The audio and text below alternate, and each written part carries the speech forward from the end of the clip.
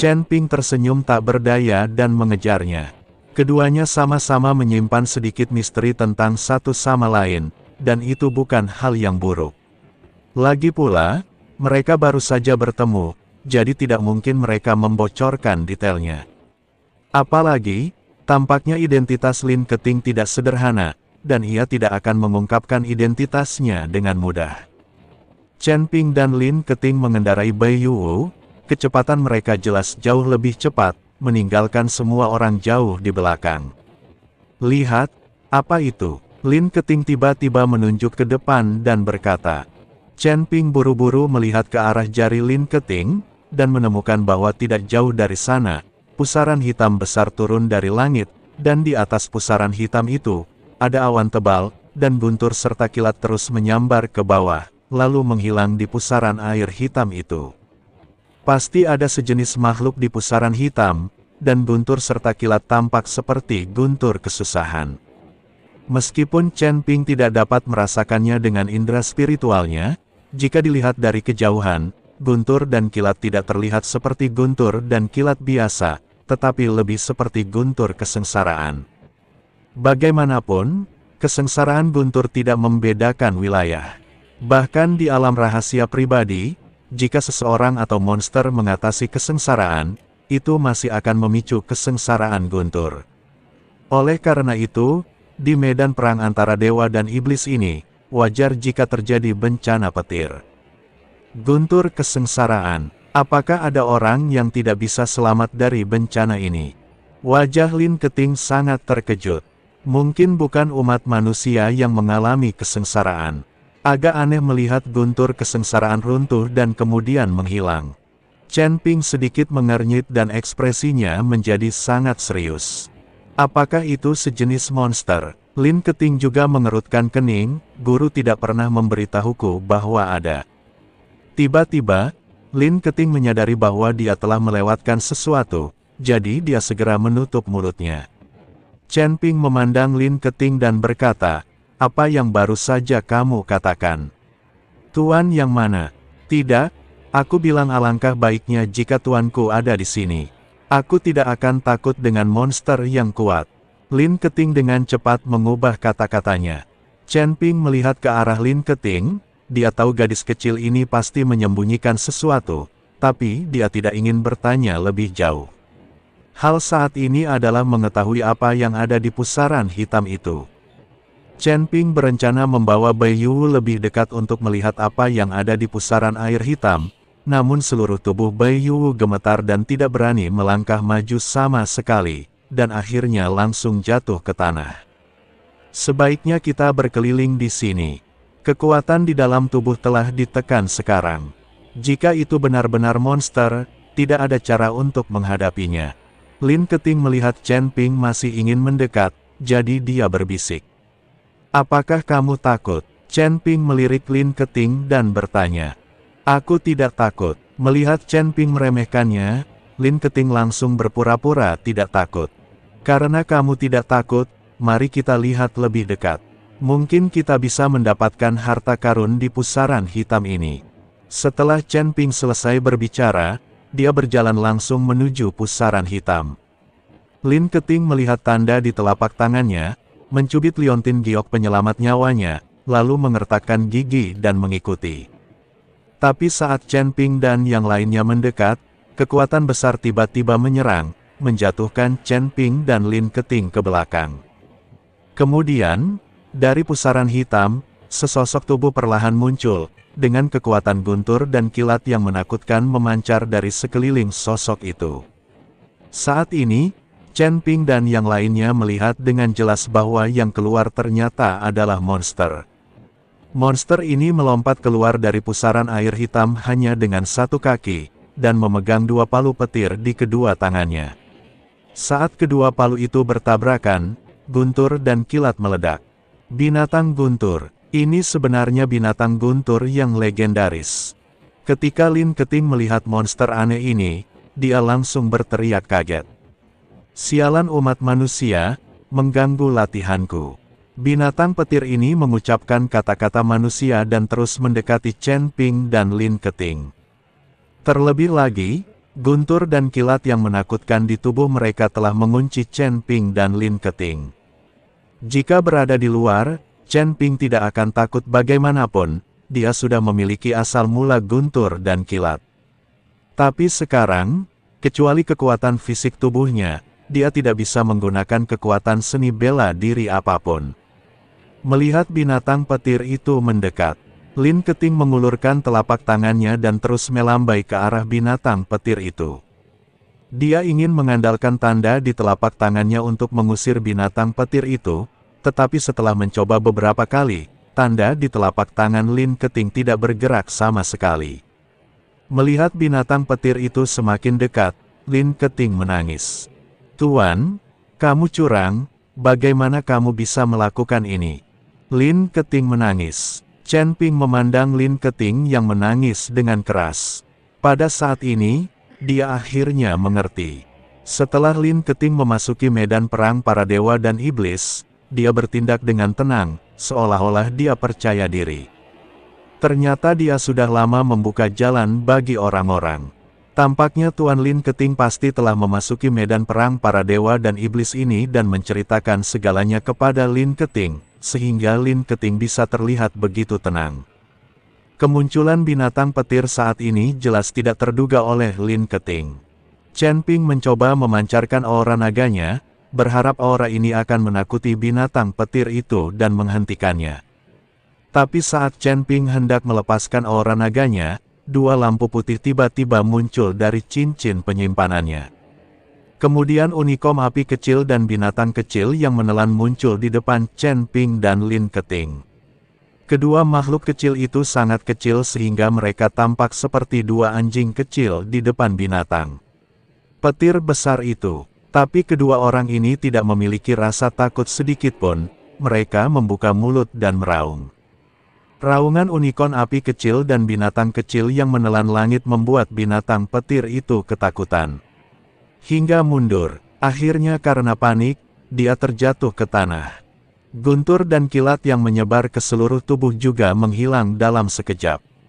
Binatang petir itu tergeletak di tanah, memandangi api unikorn dan binatang yang menelan langit dengan ngeri, tidak bergerak. Unikorn api kecil dan binatang kecil yang menelan langit berjalan menuju binatang guntur dengan langkah-langkah yang tidak mereka kenali. Bang bang bang. Kedua makhluk kecil itu, Little Fire Qilin dan Little Sky Swallowing Beast, melompat langsung ke kepala Thunder Beast, dan kemudian mereka menamparkan mereka beberapa kali. Binatang petir yang terkena tidak berani bergerak sama sekali. Lin Keting berada di pinggir lapangan dan tercengang. Dia tidak tahu dari mana datangnya dua pria kecil yang tiba-tiba muncul ini, dan bagaimana mereka bisa begitu hebat. Chen Ping memandang kedua anak kecil itu dan terdiam beberapa saat. Tampaknya kedua orang ini cukup akrab satu sama lain di dalam ring penyimpanan mereka. Terutama binatang kecil yang menelan langit, pria yang tidur sepanjang hari ini, tidak menyangka bahwa dia juga akan kehabisan hari ini.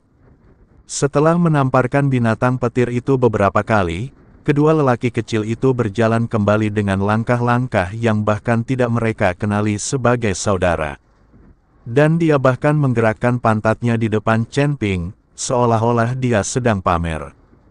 Kemudian kedua lelaki kecil itu kembali ke ring penyimpanan rumput. Chen Ping terdiam beberapa saat. Dia sepertinya dibenci oleh dua pria kecil yang bahkan tidak memiliki rambut lebat ini.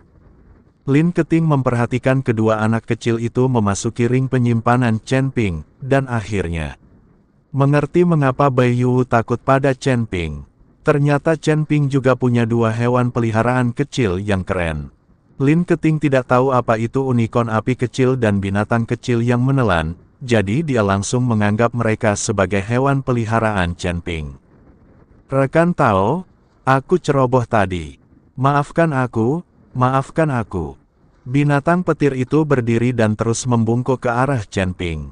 Lin Keting tidak mengetahui unicorn api dan binatang yang menelan langit, tetapi binatang petir. Mengetahuinya, jika seseorang dapat membesarkan dua makhluk spiritual ini, dia tidak akan berani menyinggung perasaannya bahkan jika dia memiliki 10.000 keberanian. Tidak masalah. Chen Ping melambaikan tangannya dengan santai, terlihat acuh tak acuh.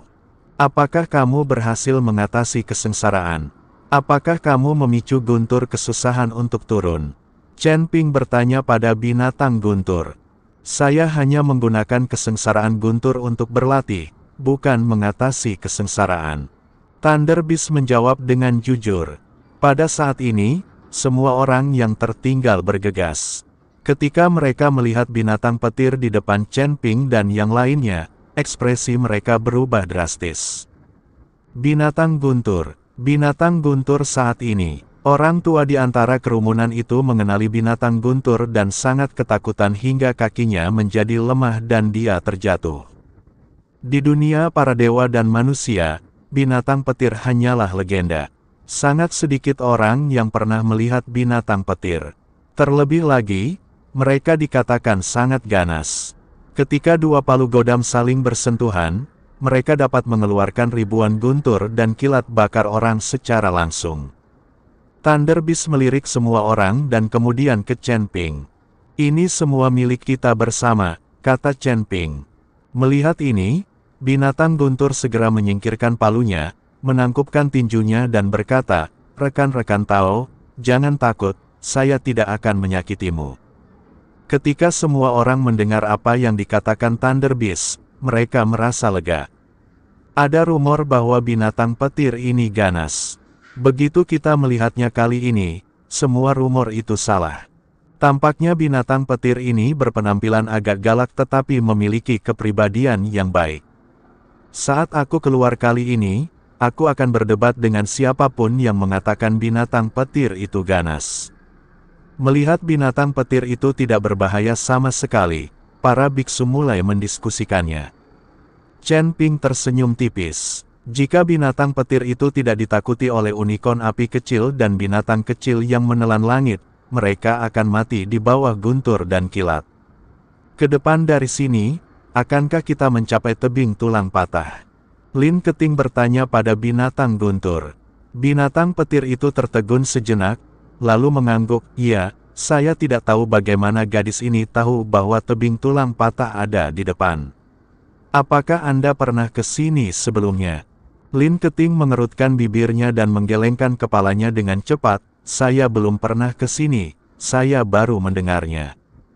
Chen Ping melirik Lin Keting dan mengetahui bahwa Lin Keting pasti pernah ke sini sebelumnya, atau pernah mendengar seseorang mengatakannya secara detail.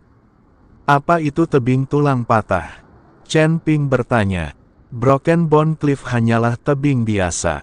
Petik 2. Ini padang salju. Apakah ada gunung? Dari mana datangnya tebing itu? Chen Ping sedikit bingung. Meskipun ini adalah lapangan salju, jika kamu terus maju, akan ada kesalahan besar. Awalnya, tidak ada tebing yang mematahkan tulang di sini, hanya karena bertahun-tahun yang lalu, seorang pria kuat datang ke sini dan mengikuti seorang pembudidaya iblis untuk bertarung, dan akhirnya membagi benua bersalju menjadi dua. Ada patahan antara dua benua, membentuk sebuah tebing besar.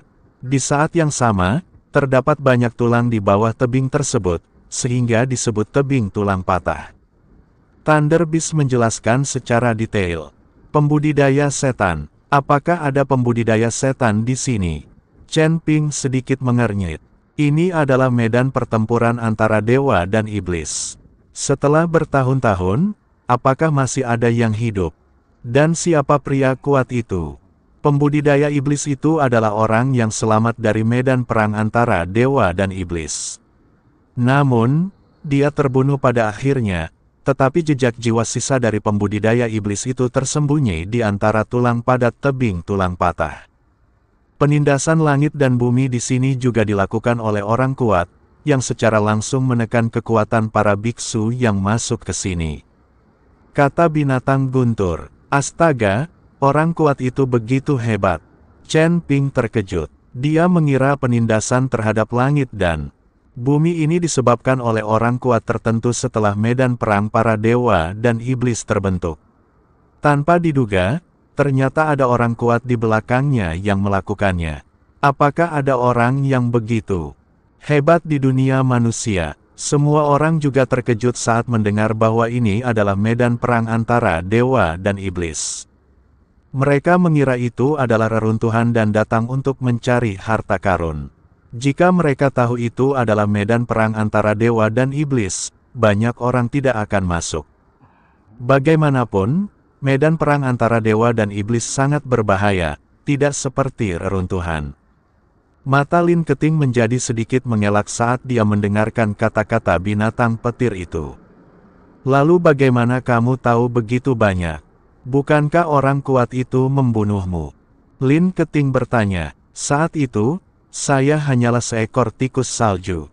Belakangan, saya secara tidak sengaja tersambar petir akibat pertarungan antara orang-orang kuat. Untungnya, saya selamat dan berubah menjadi binatang petir. Anda dapat, orang kuat saat itu bahkan tidak bisa melihatku, jadi bagaimana mendengarkan? Binatang guntur menjelaskan, buku secara online. Setelah Lin Keting mendengar ini, dia berhenti berbicara dan hanya melihat ke depan dengan serius.